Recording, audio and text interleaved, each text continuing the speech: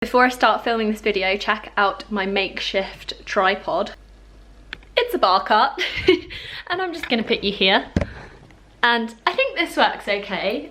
I'm not really sure, I feel like I'm quite far away, but I'm just filming on my G7X today. I thought I would just do like a chilled out Q&A. Sorry it's a little bit dark. I meant to film this earlier on, but I had an eyebrow appointment that got mixed up and ended up being later on. And then I had a lady come around to read the electric meter and neither of us knew where it was and it took ages. And so one thing and another, it just ended up getting a little bit dark. So I apologise if this is quite a dimly lit video, and I'm also going to apologise for the fact that my eyebrows are so aggressive. I've just had them tinted about an hour ago and they tend to kind of go down a little bit after a couple of showers or face washes or whatever, but they're looking pretty brutal right now. So I asked you guys if you had any questions for me on Twitter and you guys sent me a few. So I've got them on my phone and I'm just gonna go through them and answer them. Before we get started, I just wanted to say that I really enjoyed making my last video, which was a wardrobe sort of clear out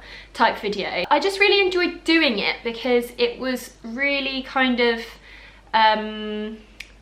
relaxed and I didn't care if it looked nice or anything like that. So I think I might try to make a few more kind of like unset up type videos. Does that make any sense at all? Just videos that I feel like making there and then. When I first started editing it, I was like, oh, I don't know whether to put it up or not because it's pretty boring. And then Steph gave me quite a good piece of advice.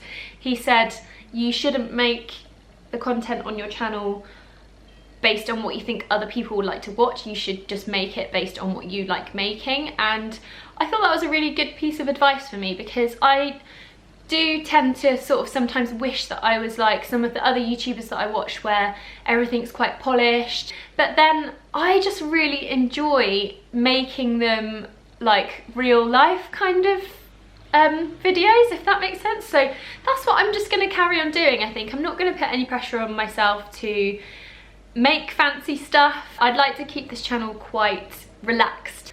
Now I've blabbed on for like 4 minutes about that and didn't really make any point anywhere.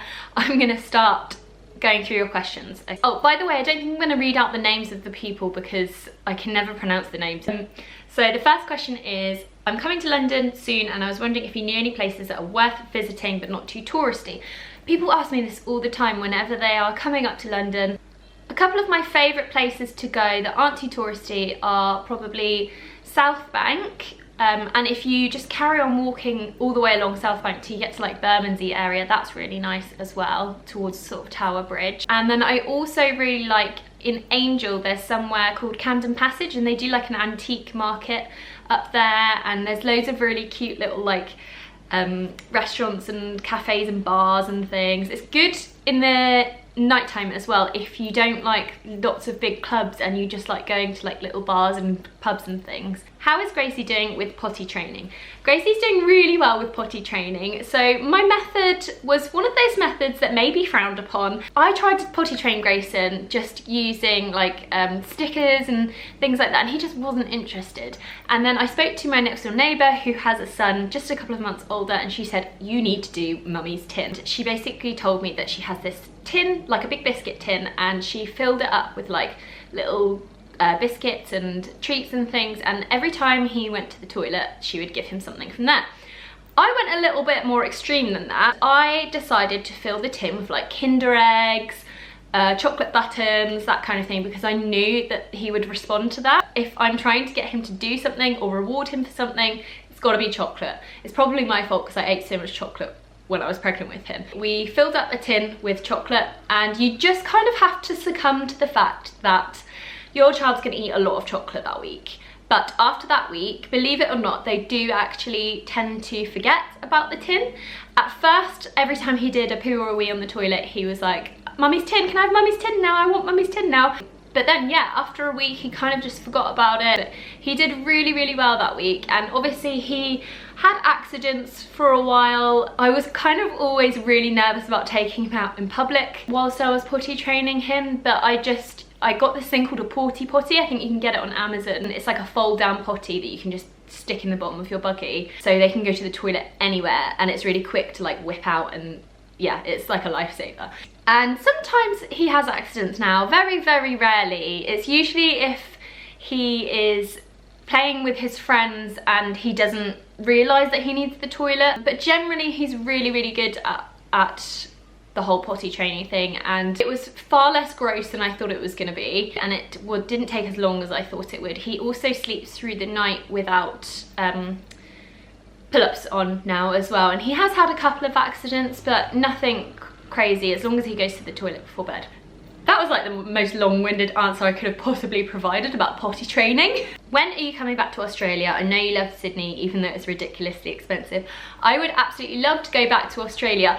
I feel like I'm not one of those people who visited Australia and thought, oh my god, I need to move here, I love it so much. So many people do that. I fell in love with it and I loved being by the beach, but I was kind of glad to be back home in England. And I do want to go back to Australia. I think I'd like to go to a different area this time, but it's like, oh, 24-hour flight is painful.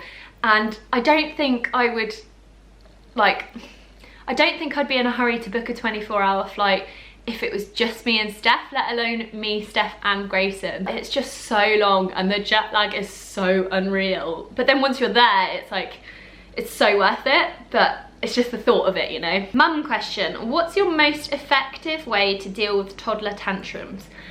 That's quite a tough one. Depends what the situation is, what he's tantruming about and where we are. So if we're at home, I find it much easier to either kind of ignore it for a while, or we have a star chart system, so he has certain things on his star chart that he can collect stars for, and then when he fills up the star chart he gets a new toy or a treat. The star chart has like categories like, I've eaten my dinner nicely, I've said please and thank you, I've brushed my teeth nicely. He knows that if he does something good he gets a star, so if he does something bad like a tantrum or something naughty, then he gets stars taken away from him. And I never thought that he would be the type of child to respond to that, but he's responded so well to that. Sometimes I find the best thing to do is just ignore the tantrums. Let's be honest, that can be quite difficult though. Oh, also Steph and I tried to do this thing called descriptive praising. Instead of drawing loads of attention to their behaviour when they're behaving badly, instead you will focus more on praising them when they do something good. So for example, if he has said please and thank you, or if he is walking along nicely next to us, we'll just say, I've noticed he's walking nicely. And when you first start doing it, it sounds like really dicky, but you soon get used to it, and the more you do it, the more they want to do the good behaviour that you've noticed. So I find giving him attention for the things that he is doing well works really well to kind of prevent bad behaviour in the first place. But saying that, toddlers are toddlers, and some days you just have a tantrum toddler. Anyway, I have managed to blab on about that one for a long time, haven't I? Let's get to the next question. If you could keep only 5 possessions, what would they be? God, I don't know. I don't really have any possessions that I am really obsessed with. I've got things that I love, but nothing that I feel like I desperately need in my life or that I would desperately miss. I guess my phone, but that's more like so that I can keep in contact with my family and my friends. I don't really get attached to like material things that much. I like material things obviously, but I'm not fussed if I don't have them, if that makes sense. How's the house hunting going? I say house hunting, but we are currently in the process of saving up a deposit. So we're not actually hunting to buy a house, we're hunting to rent somewhere, which is pretty difficult because Steph's a little bit fussier than me, and we've seen a few places and I've been like, oh, I love that place, I really want to live there, let's just move tomorrow. And he's like, no, I don't like the colour of that carpet or something. I just can't wait to move. I'm so excited to move back, and I'd move tomorrow if I could. What does your skincare routine involve? I'm a little bit flaky with my skincare routine. I feel like I used to be really vigilant with it, but like at the moment I'm just like a bit all over the shop. I'm still using the same sorts of product. La Roche-Posay, I don't know what it's called. I think I featured it in a skincare video or a favourites video or something a few weeks ago. So I'm using that to take my makeup off, and then I'm using the Vichy thermal face wash. I'm going like that because it comes in a bottle with a pump.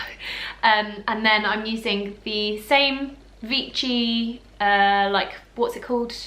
You know, that water that's supposed to like clean your face. I don't know what it's called. I am using the Kiehl's Ultra Facial like nighttime moisturizer. I can't speak today, what's wrong with me? Oh, I freaking love, I've got it right here actually, this Elizabeth Arden all over 8-hour cream miracle oil. This is like my 3rd bottle. I love this stuff so much. I'm addicted to it. I use it for everything. I use it before I put my makeup on because I feel like it makes my skin kind of have that little glow.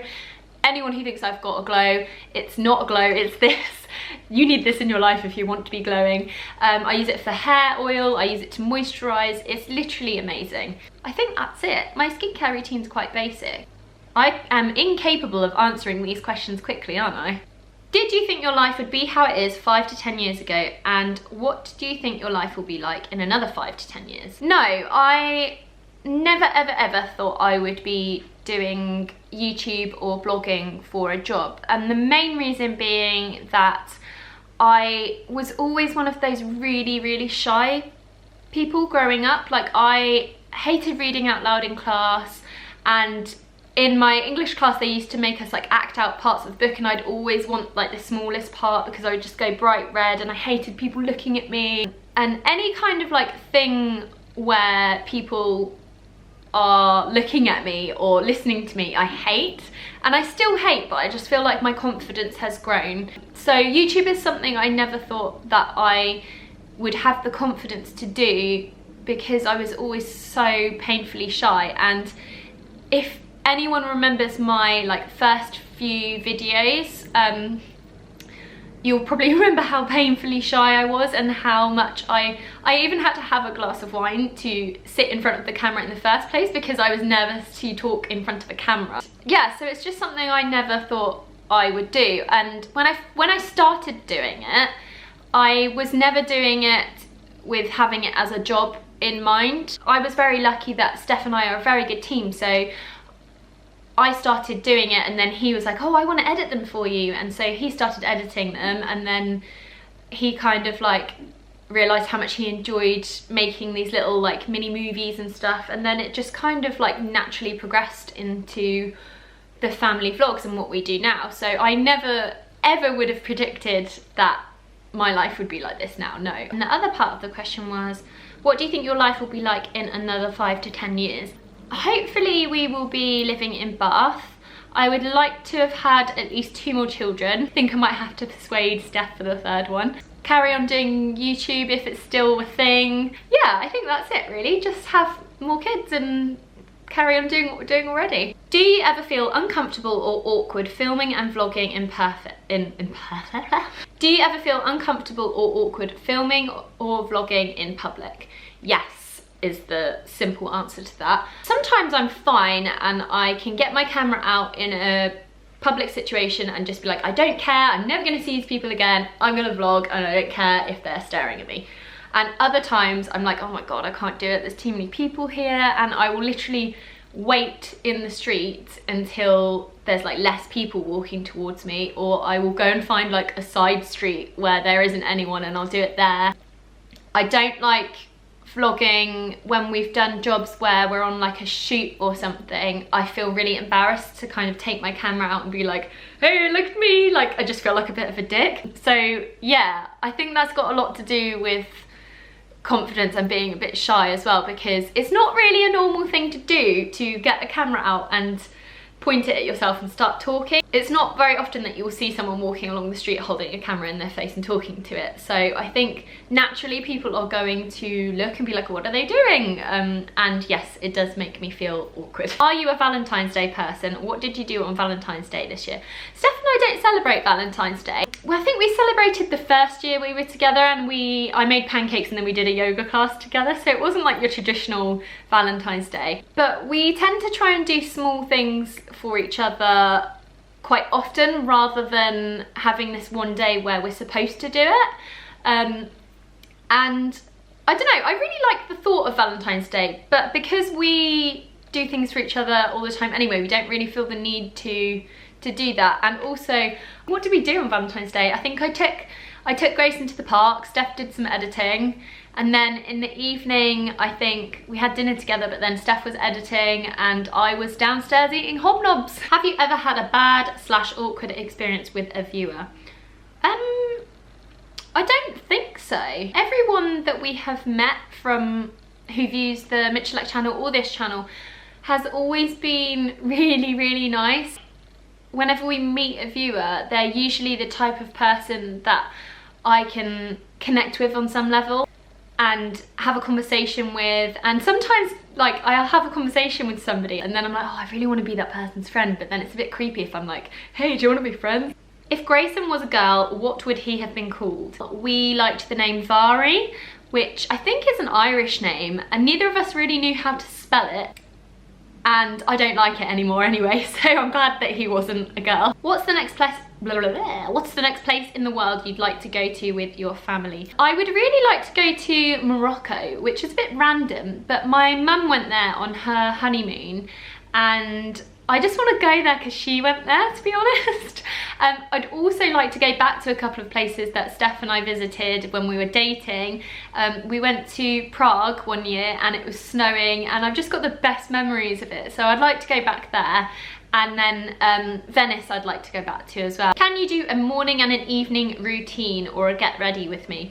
I should, shouldn't I? The only thing is, like I was saying when I started this video, I feel like it would be really crap because everyone's so used to seeing like really beautifully shot and edited morning and evening routines, and mine would just be like really badly lit and I'd be like, oh, I don't know, just in my bathroom like this is what I use, and I just don't think it would be very good. But if you want to see that, let me know, I will do it. But just know that it's not going to be anything fancy. Do you watch any Australian YouTubers? I do actually. I found this girl, I was watching her the other day actually. Okay, yes, I found her. Her name is, Elise Cherie.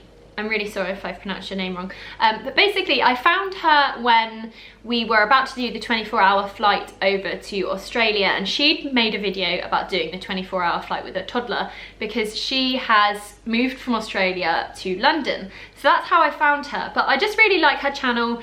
There's a lot of mum content on there, but she's just really lovely and I find her quite relaxing and honest, and I find that it's quite rare to find like honest parenting on YouTube or anywhere. So I really respect that and I really enjoy her videos. So I'll link her down below actually in case anyone wants to go and check her out. Any tips on how to grow your hair lovely and long? I don't have any tips other than the fact that I only really go to the hairdressers about 2 or 3 times a year just because I don't have time and I don't enjoy going to the hairdressers that much. I've recently found a really good one, but before that I feel like I'm wasting time when I'm sat in the hairdresser, and it's kind of nice that you get forced to sit down and relax and do nothing even though I can work from my phone. I don't know, it's just not an experience that I personally really enjoy until recently when I have found the most amazing hairdresser. I love him so much. He's called Sven and he is from Germany and he is the nicest person. He's done my hair twice for me now and both times I've just really enjoyed the experience. He's made me feel so comfortable and we've just chatted, like we just really get on. And last time I went and got my hair done I was like, I wonder if I should ask him out for a drink. Or like ask him if he wants to hang out sometime, just because we really get on really well. But then I was like, oh, that's a bit weird, isn't it? And it might make him feel a bit awkward. He might be like, I don't really want to go out for a drink with that weird girl. But yeah, it kind of annoys me that adults don't make friends like kids. Like kids will just go up to each other and be like, hey, do you want to play? Whereas adults have to be more like socially like acceptable when they're making friends. I don't know, what do you guys think I should do? Should I ask him for a friend date next time I go? I really want to. Went off on a bit of a tangent there, didn't I? What are the 3 most important qualities you hope to install in Grayson? That's quite difficult because I think there's quite a lot. Obviously, as a mum, I just want the best for him and I want him to be happy in his life no matter what he chooses to do. But I suppose manners, I always really notice manners in people. I don't know if it's because I grew up in Devon and my mum like drummed my manners into me, but I always really notice if people say please and thank you, and if children say please and thank you. So I'd really like him to have really good manners. I'd like him to be respectful towards people, and I suppose hardworking is another quality that I would like to install in him. If he's anything like his dad, he will be really hardworking, because I have never known anything like it. What's your most embarrassing moment with Gracie? Like full on facepalm. Oh, I don't know. There's been a couple of things. I think one time I took him to a bathroom, like a public bathroom at the airport, and we obviously go in the same cubicle together, and he doesn't really, he's 3, like he doesn't understand that most people don't like to talk about poo. He likes to talk about poo quite a lot.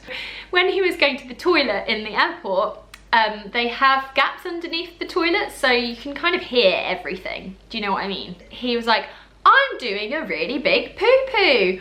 I was like, oh great, I'm still doing a poo-poo, and he just kept talking about this poo. And then after he'd finished and we switched places and I went to the toilet, he was like, Mummy, are you doing a really big poo-poo? And I was like, oh God. I was like, no Grayson, I'm not doing a poo-poo. Like made a really loud voice, like to make a point of it. And I just know, I've heard other kids do that to their mums before, and I've just like really felt for them.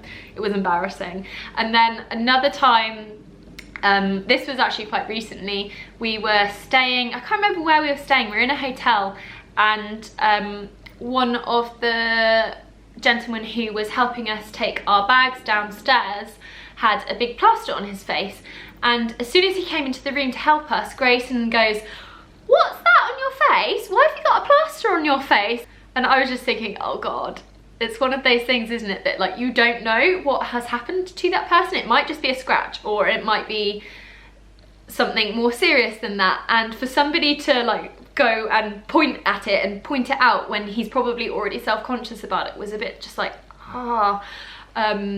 So I kind of was a bit embarrassed then, I suppose. But yeah, it's never anything like super major. I wouldn't say I get embarrassed by him a lot. A lot of the time I think some of the things he does is funny, so I'm quite bad like that, to be honest. What's your favourite memory with Gracie? That's really hard. There's so many. I've got so many favourite memories with him. There's so many. But I'm going to choose an early one from when he was really little and I was still breastfeeding him. And I remember one night when it was just us two awake, it was the middle of the night, and he was like all nestled into me and he was falling asleep on me, and I sat in the chair in our bedroom, and I can remember this like it is a picture. Like I just remember looking down at him and just thinking, this is going so fast. This time is going so fast. I want to remember this moment forever. And that moment has stayed in my memory. I remember the weight of him. I remember the smell. I remember the feeling. Like, oh, it was such a nice moment. I'd probably have described it really badly. Where would you recommend to go on holiday in America? I have no clue. I have only ever been to Florida, so I'm really not sure. When we went to Florida the first time, we went to somewhere called Juniper or Jupiter. I'm not sure how you pronounce it because it's spelt weirdly, but that was really nice. Like the beaches there are really nice, the people were really nice, so I guess I would recommend that. What are your must-haves from your handbag? Must-haves from my handbag. My handbag's really uninteresting since I had Grayson, to be honest, because I used to carry like my whole makeup bag out with me, headphones, a book, and now I'm just like, I just don't carry any of that stuff. Sometimes I carry a lipstick if I can be bothered that day. I suppose my essentials would be baby wipes and my vlogging camera and possibly a lipstick. How did you manage to find the kind of content you wanted to create and how to expand your audience? The kind of content I wanted to create has never changed. So when I first started my channel, it was more focused on beauty, and then it became sort of like a mummy vlogging channel, and then it changed into like a family vlogging channel. I feel like since I've started this channel, I've kind of gone back to wanting to be able to sit down and talk about beauty or talk about real life mum stuff, and it's never really changed for me. It's just something that I always found interesting, and that I wasn't an expert on, but I really just like sitting and venting, and it's quite a nice little like outlet, I think. In terms of like expanding an audience, it's never something that I was interested in. I never even knew how many subscribers I had. Steph used to tell me, and it's just not, that wasn't really like an important part of it for me, so I couldn't really help give any advice for that, I don't think. What did you study at university, and what career did you want to have when you were younger? When I was really little, I used to want to be everything. It would change every week. I'd want to be a vet, I'd want to be a teacher. At one point I wanted to be a dog hydrotherapist, and I went and did work experience in this like dog hydrotherapy pool, and then I used to come home stinking like every day, so I decided not to do that. There are so many things that I have wanted to be, and I never really knew exactly what I wanted to be, but when I was choosing my university degree, I decided to go with media and film studies, just because that was the subject that I really enjoyed at school. It was something that I felt like my heart was in it. I didn't know if I was going to get a career at the end of it. I didn't really know what types of careers I could get at the end of it. As my degree kind of progressed and I did different, what are they called? Different subjects in your, what's it called? Like different topics, you know? Do you know what I mean? I kind of decided that I liked writing and that I wanted to do like some kind of journalism thing. I wasn't really sure what, but that's what I liked doing the most. What's your favourite holiday? Has it changed since having Grayson? My favourite one was actually before we had Grayson. Steph and I went to the Bahamas together, and it was at that time where we were like really falling in love, and it was just really magical. It didn't feel real. Like I'd never been on a like fancy holiday before. I'd never been anywhere like really beautiful, so I was just blown away by it. Like it did not feel real to me, and then obviously plus the fact that we were falling in love at the time, and it just felt like a dream. I hope I'm on the right setting. Oh phew. Do you feel like a cool mum? What does it feel like? I definitely don't feel like a cool mum. I feel like a lot of the time I just feel like a bedraggled mess. I still like to indulge in makeup every day just because it makes me feel more human, but I definitely don't feel like a cool mum. I never know what to wear. I'm like, I'm not cool. My camera just stopped and I'm not sure when, so I'm just gonna keep going. If you're on a desert island, which 3 things would you have with you? Not including Steph and Grayson. I would definitely have to take a pair of tweezers because I have facial hair. There's no beating around the bush there. I would look like a hairy beast if I couldn't get rid of my facial hair. On that note, I would take tweezers and a razor and probably a Kindle that was already, oh no, because you couldn't charge that, could you? Tweezers, a razor, and sun cream.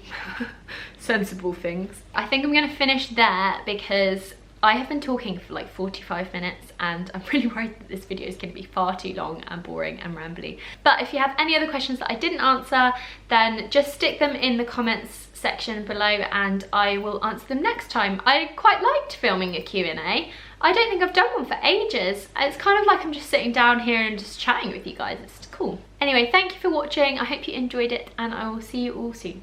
Goodbye. I'm pretty sure I just filmed that whole video with loads of mascara under my eyes. Whoops.